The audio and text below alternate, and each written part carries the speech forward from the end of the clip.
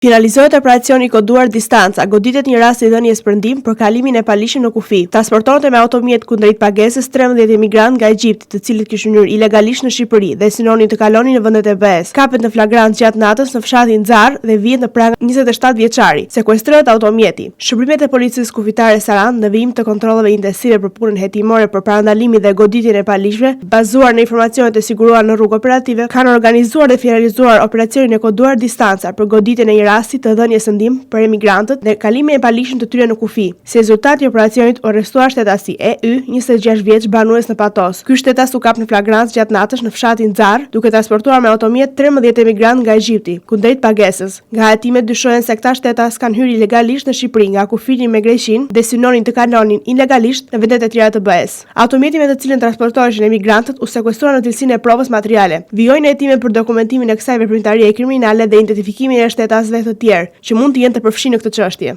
Materialet procedurale ju referuan prokurorisë Sarandës për veprën penale, ndihma për kalim të palishëm të kufirit.